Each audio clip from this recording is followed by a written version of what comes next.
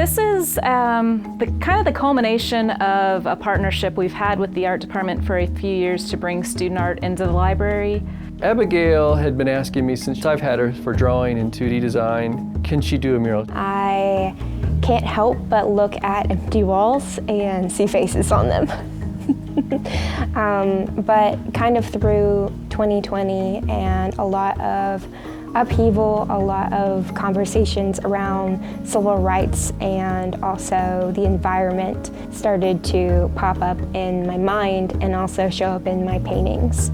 I chose 3 North Carolina authors, poets, and writers to represent. She did a lot of research. These were hard choices for her to make. Randall Kennan had quite a place in supporting minority writers, and he did this through his work, sharing his story as a gay black man growing up in the South. I chose Maya Angelou for really her ability to vocalize her experiences as a black woman, but also for her work in civil rights. Wilma Dykeman wrote about the French Broad River.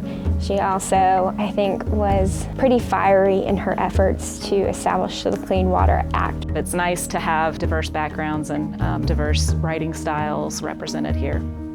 So I take a photo of the wall that my work is going onto, and I transpose a digital concept onto that. I then work very carefully to limit the amount of colors and values that I have. I use a lot of negative space in the portraits that are actually the wall color. I use a movie projector to project my lines and to indicate to myself where the values would go.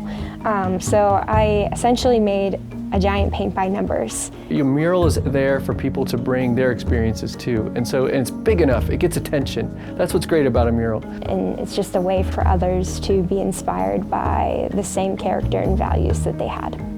I look at it through design, so I like how the faces, the way they're facing, balance off the color in the background.